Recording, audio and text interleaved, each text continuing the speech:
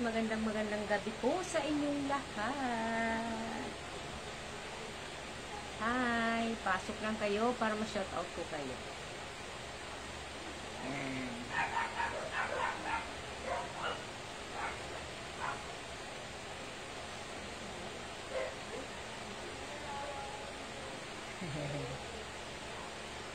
Okay, magandang gabi po.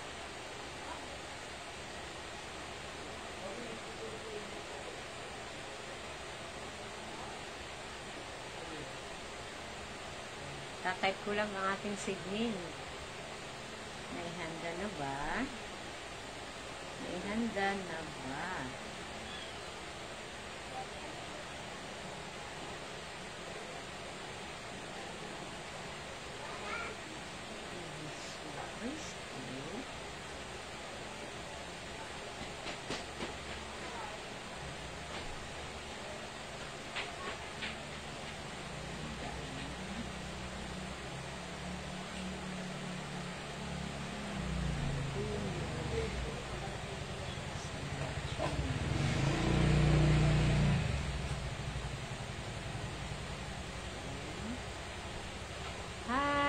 Ay, hello! Shout out sa inyong lahat. Magandang gabi sa inyo. Pasok lang kayo, tapos mag ano kayo dyan, mag-message kayo para pumasok kayo ng ma-shout out ko kayo.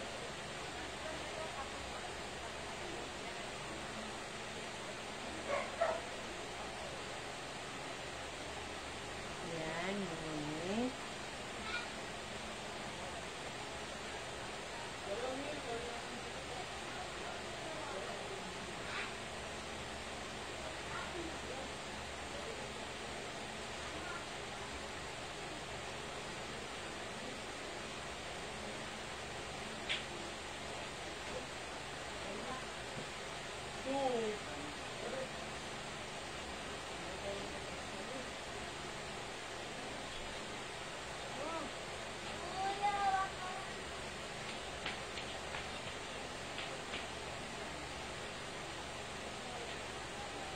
Yan. Hi! Yes, good evening. Yan, magandang gabi sa inyong lahat. Mainit kasi kaya pinali ko. Yes, shout out. Pasok lang. Ating segment for tonight. Naihanda na ba ninyo? Naihanda na ba ni Jesucristo ang daan patungo sa Diyos? Ngunit ang tanong ay, nais ba nating magkaroon ng pagkakataon tanggapin ito? Yan po. Ay, hello sa'yo, Lia! Magandang gabi sa'yo, Lia! Okay lang naman, kumusta din dyan sa inyo? Yan. Si Lia Ronda Medrano. Waray na kita ito nga mahusay, mag-route na kita. Salamat. Damo nga salamat. Babasahan ko lang kayo ng Bible na may mga katanungan, tapos nandun na rin yung sagot. Ilalatag ko na rin. Yan. Pwede rin kayo mag-comment at magtanong at mag-suggest kung ano ang ay, hello sa'yo, Bilay. Oh, yung aking sumana sabi. Bilay Bako Abalahin Alberto. Yes. Wow. Shout out din naman sa inyo dyan. Shout out sa lahat-lahat na nanonood. Thank you sa inyong panonood. Mahusay kita nga tanan, lahi natin yan, manasabin. Kahit tayo mga senior na, lahi pa rin natin magaganda. Palitan lang natin ang ilong natin. Yan.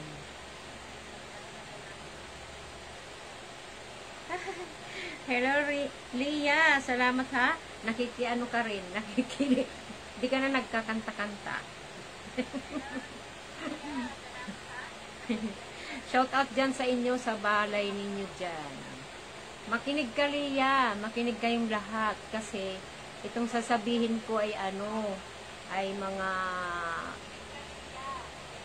aral tayong mapupulutan. At galing din mismo sa Bible ang sasagot, hindi po galing sa akin. Kumbaga, may idadagdag lang ako, pero naaayon pa rin sa, sa Bible pa rin.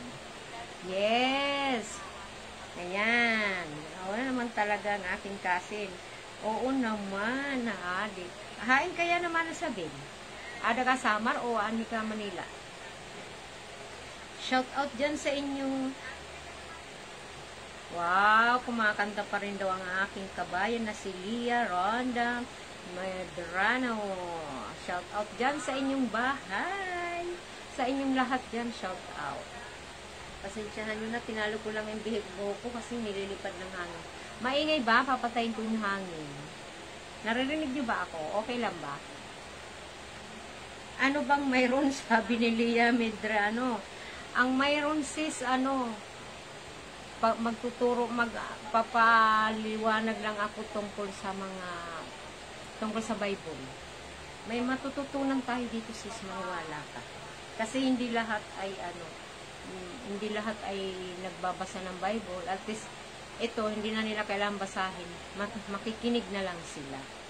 Ayan, may matututunan kayo para dito sa ating live na yun. Yan, ani pa ha Manila, kasin, pero harani na kami uli. Oo, kasama si Bikay, Mauli nga pala kayo sa Samar, kay may patron na dito. Okay, sarap sana sumama, kaso wala pa akong ganyan. Yes, so, di ba bawal? Hindi bawal. Yung tungkol sa Bible, hindi naman bawal. Hindi naman. Kung ano yung, basta wala kang nilalabag na masasamang sinasabi, hindi bawal. Yan. Sa ibang lugar, yung mga relihiyosong, nakablak tayo doon. Pero sa mga lugar, katulad dito sa Pilipinas, free tayo magpaliwanag tungkol sa mga Bible study. Yan.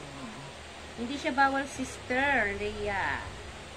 Maganda nga yan para tayo may matutunan. Oo. Totoo yan. Hindi lahat Katolik. Tama ka. Kaya nga sa ibang bansa, tayo doon kasi hindi sila naniniwala sa mga ganyan.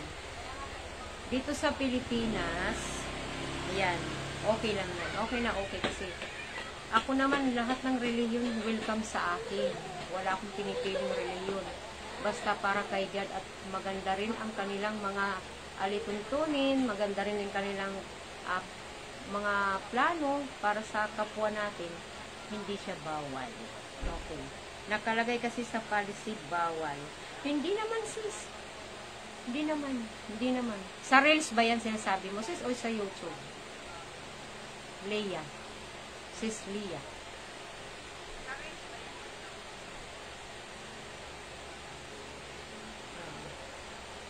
Sa Reels naman, hindi naman bawal. Basta wala ka lang nilalabag na mga salitang ng aaway, nagmumura, yun talaga ang bawal. Yung magmumura ka.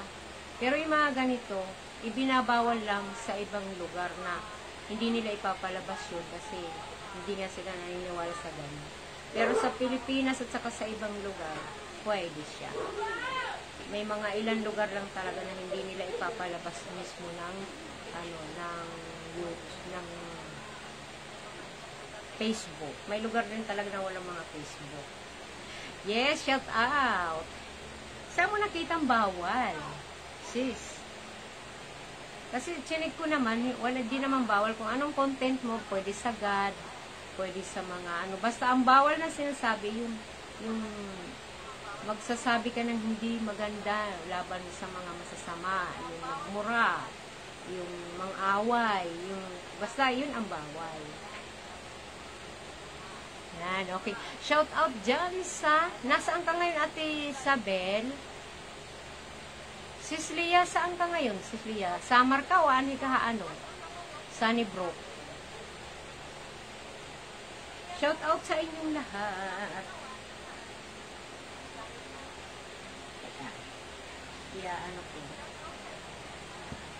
Wait, ha? ko ay mag-i-start na kasi baka inaantok ng iba dyan. Yan. Ang ating ngayong content ay naihanda na ba ni Jesucristo ang daang patungo sa Diyos? Ngunit ang tanong ay, nais ba natin magkaroon ng pagkakataon tanggapin ito? Ayan po ang atin ngayon segment. Ang sagot naman dyan ay ito. Totoong namatay si Kristo para sa lahat ng kasalanan. Ibig sabihin, ang kanyang paghahandog ay sapat bilang kabayaran ng lahat ng kasalanan ng sanlibutan. Subalit, magkakaroon lamang ng kapatawaran ang isang tao sa sandaling siya ay magsisi at sumampalataya. Tingnan sa Marcos. Sa Bible Marcos, basahin niyo po, nandun po ito. Tayo ay mananatili pa rin sa ating kasalanan malibang tanggapin natin ang may pananampalataya ang paraang ibinigay ng Diyos sa pamamagitan ni Kristo. Kaya't ang mga namatay dahil sa hindi pagsampalataya ay namatay na dagtaglay ang lahat ng kasalanan. Walang kapatawaran ang mga sinungaling, mamatay tao, nakikiapid at iba pa. Pahayag. Doon sa Bible pahayag makikita yun. Dahil ang mga gawang ito ay patunay ng kanilang kawalan ng pananampalataya kay Jesus. Subalit, yaong mga nagtitiwala kay Kristo upang maligtas ay hindi mamatay sa kasalanan. Sila ay mamatay na kay Kristo. At lahat ng kanilang kasalanan ay pinatawad na. Sinasabi sa Roma na tayo ay pinawalang sala dahil sa pananampalataya sapagkat kung walang pananampalataya ay nasa ilalim pa rin tayo ng hatol ng Diyos. Yan, mababasa po yan sa Juan 3:18. Yan. Ang kapatawaran ay matatamo sa pamamagitan ng pagsasampalataya kay Kristo at kalapit nito ang pangakong buhay na walang hanggang sa langit. Subalit dahil sa kawalan ng pananampalataya, hindi natin matatamo ang kapatawaran at dahil diyan ay nakatakda tayong pumunta sa impyerno. Yun po, ang makakaintindi lang siguro sa akin ngayon yung mga kapwa ko rin na mananampalataya. Pero ako po ay lahat po ay wala po akong inaayawan kasi lahat ng relihiyon welcome po para sa akin. Wala akong relihiyon na inaayawan, lahat gusto ko lahat yan. Walang bawal-bawal sa akin. Basta lahat ng relihiyon welcome talaga sa akin, miski ano pa yan. Wow, nanonood din si Nemensyo Dapotan. Yes, magandang gabi dyan sa inyong lahat. Magandang gabi.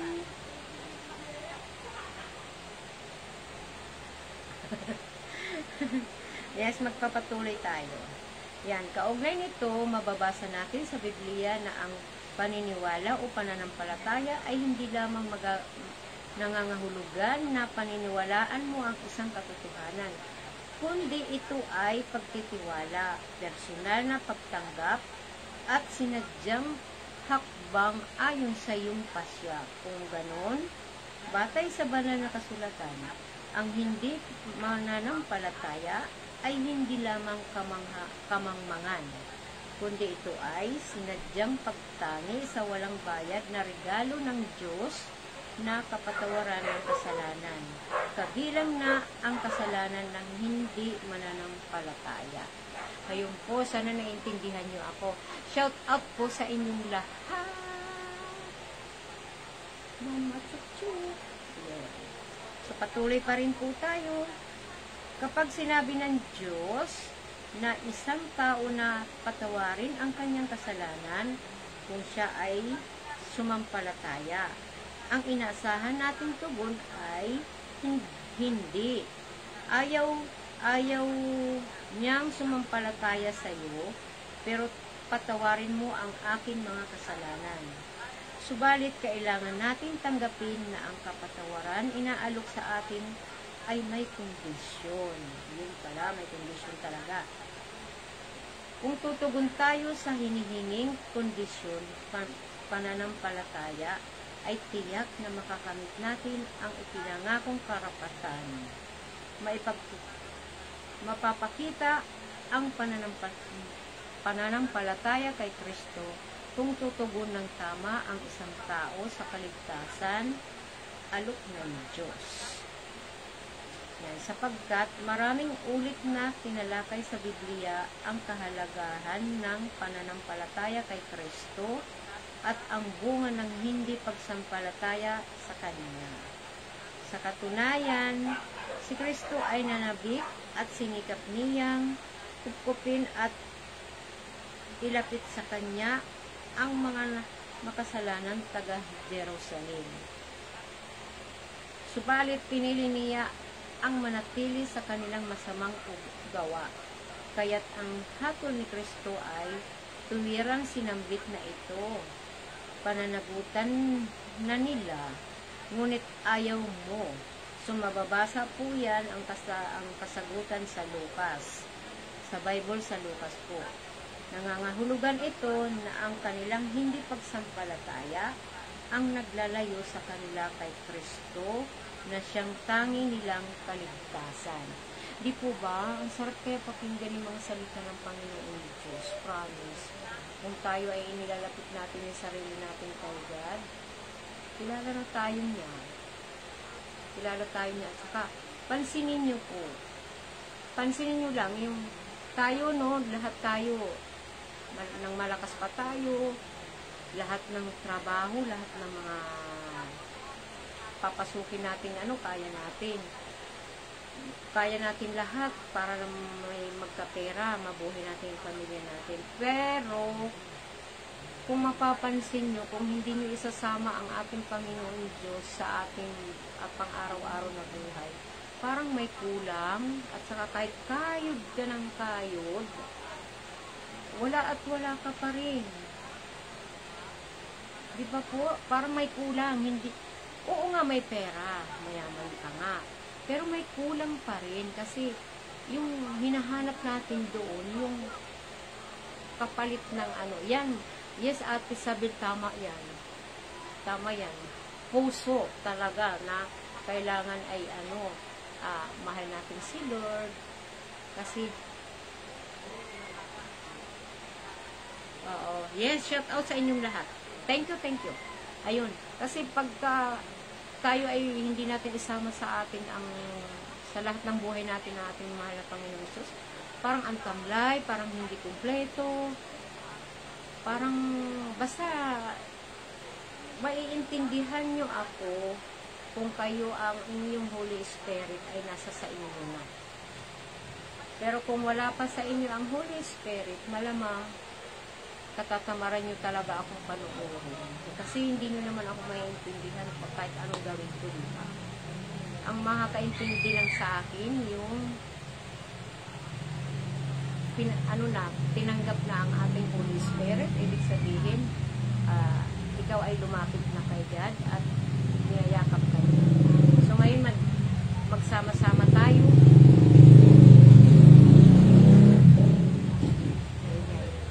Magsama-sama tayong manood ngayon kasi may matututunan po kayo dito sa ating live ngayong gabi. Yan po.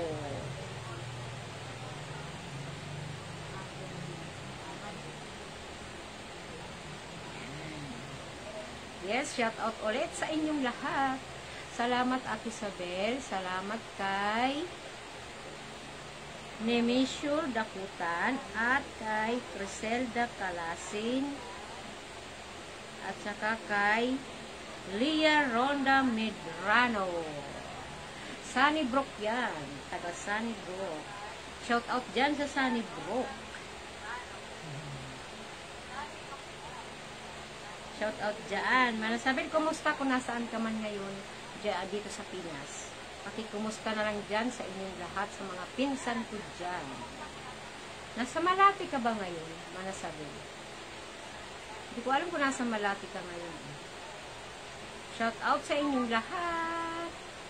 Ayan. So tayo ngayon ay, kunti lang naman itong aking ngayon. Hindi ko na hinahabaan kasi baka tamarin na kayo. Ayan, tayo po ay magpatuloy. Ang next natin ay patungkol naman sa lohika na kailangan ang pananampalataya. At kung walang pananampalataya ay hindi maaaring kalugdan ng Diyos, sapagkat ang sino mang lumapit sa Kanya ay dapat sumampalataya na may Diyos at Siya ang tagapagbigay gantimpala sa mga masigasig na humahanap sa Kanya. Mahanap po yan sa Biblia ng Hebreo, yung sinampit ko ngayon. Okay. Tama, nasa Malati nga si Ama na sabi. Okay, shout out dyan sa Malati. Shout out sa inyong lahat dyan. Mga mayayamanin talaga itong mga insan ko na to. So ngayon, nasa Hebreo po yung binasa kong yun, yung kanina. Ano bang nakalagay doon? Yung lohika na kailangan ang pananampalataya. Okay. Next po ay, ang hindi pagsasampalataya ay mula sa isip. Ito ay sinadyang pagpasya, bagamat gumawa siya sa harapan nila ng maraming mga tanda. Sila ay hindi naniniwala sa Kanya. So, basahin niyo po yan sa Juan, sa Bible ng Juan. Nandun po lahat ang kasagutan ng mga ito. Kinuha ko lang ang kapiranggot, tapos nandito na rin kasi yung mga sagot. Kaya, ang importante dito ay yung mga sagot para at least maunawaan ng lahat. Ayan po. Yes, shout out sa inyong lahat. Ba't yung salamin ko? Papalit na yata. So, dito na tayo kay Juan. Tama, mahanap kay Juan. Tapos, ito yung sunod. Walang madadahilan ang kawalan ng pananampalataya sapagkat nahayag mula sa langit ang puot ng Diyos laban sa lahat ng kapalastanganan at kasamaan ng mga taong dahil mismo sa kanilang kasamaan ay hinadlangan ang katotohanan. Sapagkat ang maaaring malaman tungkol sa Diyos ay maliwanag dahil iyon ay pinahayag sa kanila ng Diyos. Mula pa ng likhain ng Diyos ang sanlibutan, ang kanyang likas na hindi nakikita, ang kanyang kapangyarihan, walang hanggang at ang kanyang pagka-Diyos ay maliwanag na inihayag ng kanyang mga ginawa, kaya't wala na silang maidadahilan pa. So, makababasa po ito, yung binanggit ko na ito sa Roma naman, sa Bible ng Roma. Ayan po.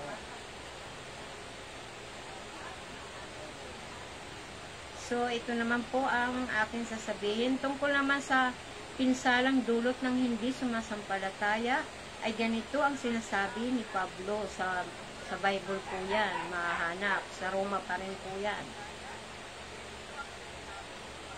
Ano ang napala ninyo sa mga bagay na iyon na ikinahihiyan ninyo ngayon? Ito, kamatayan ang ibinubungan ng mga iyon, sabi sa Bible. Sa halip, pinalikuran namin ang lahat ng lihim at kahiyahiyang gawain. Ngunit, hindi sila sumampalataya sapagkat ang kanilang isip ay binulag ng Diyos ng kasamaan sa daigdig na ito, upang hindi nila makita ang liwanag ng magandang balita tungkol sa kaluwalhatian ni Kristo na siyang larawan ng Diyos. Mahanap po yan sa Korinto 2. Yes. Shout out sa inyong lahat.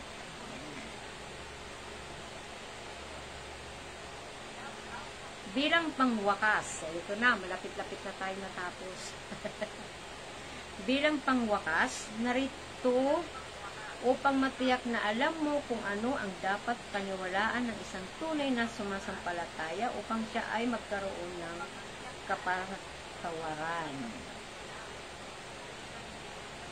Maliwanag na itinuturo ng Biblia na ang tanging daan upang mapunta sa perpektong langit ng Diyos ay sa pamamagitan ng pagiging ganap, dalisay, at walang kasalanan.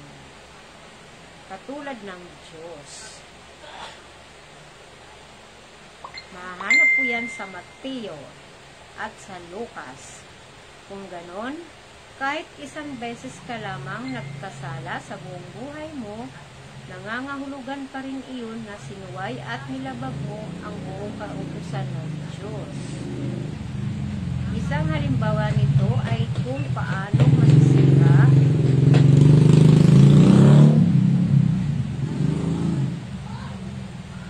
masisira ang buong kadena.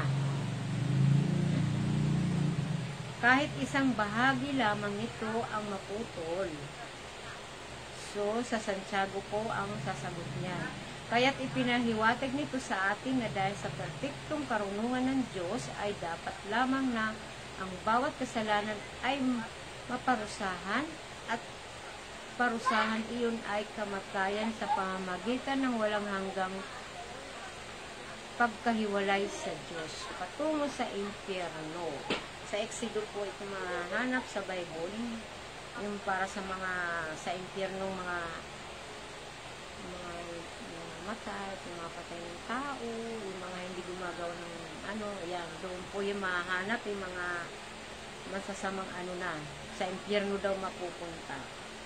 Ayan, so next, alam natin na walang sino man ang makakatugon sa perpektong pamatayan ng Diyos. Dahil diyan tayong lahat ay nananatiling kasalanan at mapapahamak. Makikita yan sa Gawa at sa Roma. Gayunman ay mahal ka ng Diyos at nais niyang iligtas ka mula sa impyerno. Yes, sa Juan at sa Pedro. Kaya sinugo niya ang kaniyang perpektong bugtong na anak upang siya ang umako ng parusang dapat ay para sa iyo. Ang kanyang buhay para sa buhay mo. Binayaran niya ng buo ang utang mo sa Diyos sa pamamagitan ng kanyang kamatayan sa krus at pinalaya ka magpakailanman mula makatarungan hatol ng Diyos. Ibig sabihin, lahat ng kasalanan mo noong ngayon at sa hinaharap ay pinatawad na ng Diyos. Kung ikaw ay magpapasyang tanggapin ang kapatawaran, inaalok niya sa pamamagitan ng pananampalataya. Pagtitiwala na matuparin ng Diyos ang kanyang pangako. Kapag ikaw ay nagsisisi, tumalikod sa iyong kasalanan, manalangin na ikaw ay kanyang ililigtas. Tinakpan at nilinis na ng dugo ni Jesus ang iyong mga kasalanan, kaya't ikaw ay makikita ng Diyos bilang ganap kagaya ng kanyang sariling anak. Di po ba ang sarap pakinggan kung naiintindihan lang ako ng ating manunood ng iba dyan? Yes!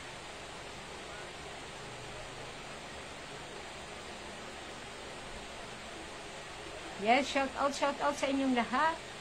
Kay Ate Isabel, kay Nomisyo, dain takutan. Ayan, shout out dyan sa inyong lahat. Yan, at saka kay Leia. Yan, good evening. Ayan, sino pa ito? Si Crystal Ching. Saka si Ben Cross. Yan. So, sana naintindihan ako. Pero kung hindi man ako maintindihan ninyo, pwede nyo naman ulit i-play ulit. Para malaman nyo kung May aral po kayo dito, promise na natututunan. Sinishare ko lang talaga ito. Sinishare ko lang sa inyo din. Kasi sa pagbabasa-basa ko, sinishare ko na lang din sa inyo itong mga nababasa ko. Yun po. So ito, sunod natin ay, ikaw ay isang bagong nilalang sa sandaling. Kasi di ba sabi dito, kung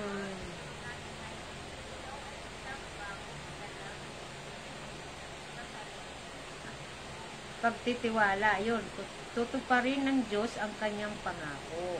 Kapag ikaw ay nagsisi, tumalikod sa iyong kasalanan, manalangin na ikaw ay kanyang iligtas, tinakpan at nilinis ng dugo ni Jesus ang iyong mga kasalanan, kaya't ikaw ay nakita na ng Diyos bilang ganap kagaya ng kanyang sariling anak.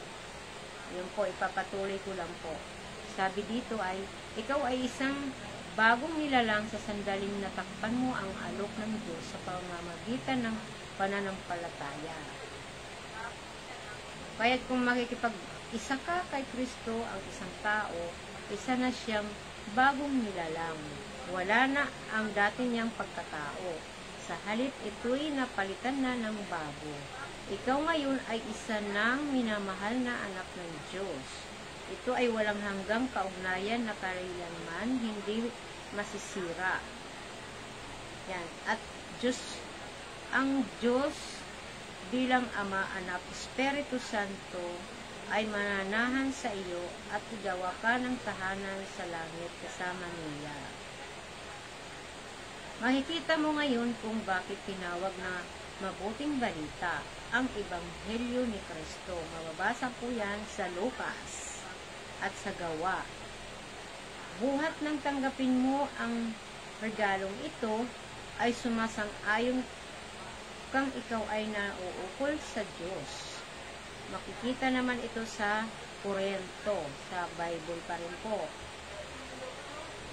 Hindi ka nagkagaya ng dati sapagkat binili, tinubos. Tinubos ka na ng mahalagang dugo ng ating Diyos. Yun po sa Pedro naman po yung mahahanap. Yes, shout out po. Okay, kunti na lang, matatapos na tayo. Kunting tiyaga na lang. Ayan. Dahil dito, masasabi natin na ang kamanghamanghang regalong ito ng kaligtasan ay hindi matatamo sa pamamagitan ng anumang mabuting bagay na iyong ginawa. Mahanap po yan sa Bible, sa Juan at sa Roma, at sa Epeso.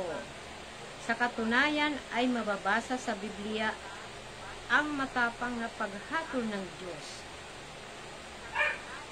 Dahil sa pagsisikap na matamo ang kanyang pagtanggap sa pamamagitan ng sarili nating kakayahan. Sa Galatia naman po yan mahanap. Yan ang kaibahan ng Kristyanismo. Sorry. Kristyanismo sa halos lahat ng uri ng relihiyon o pananampalataya sa buong mundo sa pamamagitan ng kanilang panuntunan ukol sa mga dapat at hindi dapat gawin, ay nagtatangkang makuha ang pabor ng Diyos upang makamit ng buhay na walang hanggang para sa kanilang kaluluwa. Diba? Ang sarap pakinggan. Sana naiintindihan nyo ako. Sorry, nasa mid. Sige po, magpapatuloy pa rin po tayo. Ang iyong kaligtasan ay walang bayad, ngunit ito'y regalong walang katumbas ang halaga mula sa Diyos. Higit na mahalaga kaysa buong sanlibutan. Mahanap po yan sa Mateo. Kaya nga, ang sumulat sa Hebreo ay nagtanong ng ganito: paano tayo makakaiwas sa parusa kung hindi natin pahalagahan ang napakadakilang kaligtasang ito? Hanapin niyo po yan sa Hebreo. Kaya tulad ng sinabi ng Espiritu Santo, kapag narinig ninyo ngayon ang tinig ng Diyos, yan ay inyong puso'y huwag patigasin. Hanapin po yan sa Hebreo. Sinabi rin ni Pablo na ngayon na ang panahong nararapat. Ito na ang araw ng pagliligtas. Sa Korinto po mahahanap ang sinabi ni Pablo. So hanggang dito na lamang po tayo. Kumusta na lang sa inyong lahat dyan.